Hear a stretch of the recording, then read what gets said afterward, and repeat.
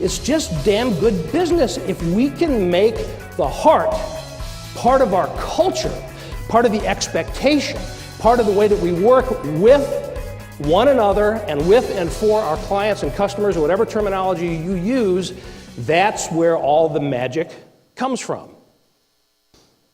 And it has an impact on every aspect of the business, even on the value of the business, the actual value of the business. Warren Buffett was interviewed on the Motley Fool website a while ago. You know, they're stock advisor guys, right?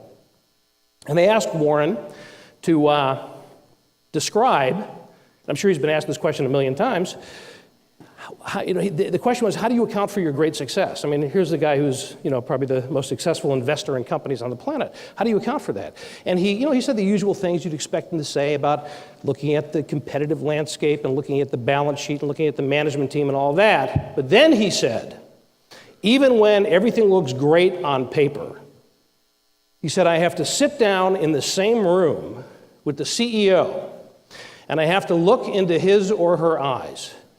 And there's something very specific that he's looking for. Here's what he said. I look into their eyes and I try to figure out whether they love the money or if they love the business. If they don't love the business, I can't put my money into it.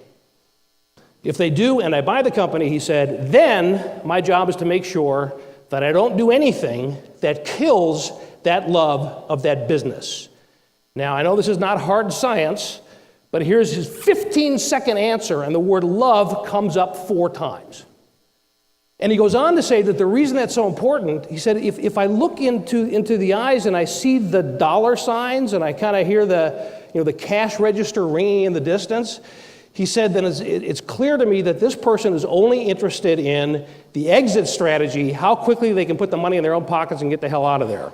And what I'm trying to do, he said, is to invest in an asset that's going to grow in value over time, and that's not going to happen unless the love is there.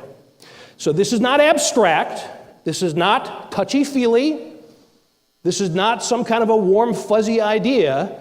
This is, as I've said many times already, just damn good business. The question for all of us in this room, again, regardless of your position or title, is this a part of the way that you work?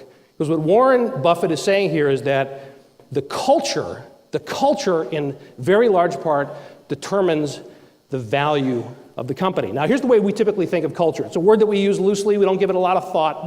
We know that there's a culture and all of that, but we don't really get very conscious or intentional about it.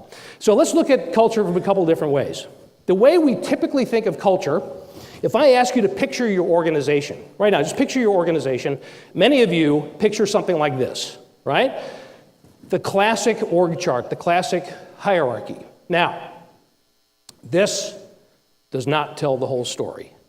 I mean, obviously you have, the all-knowing, all-seeing eye at the top of the organization. This is the person that wields the greatest amount of power, and it all flows down from there. So really all the typical org chart measures is power, authority, position. That's it.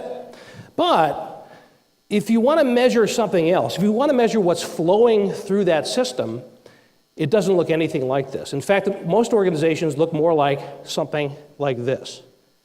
So if I ask the question, for example, who do you go to for information?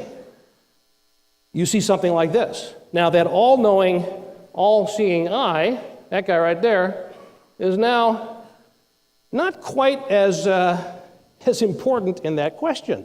So really what it comes down to is, what questions are you asking about your own organization? And those questions that you're asking come out of, what is it that you want to create?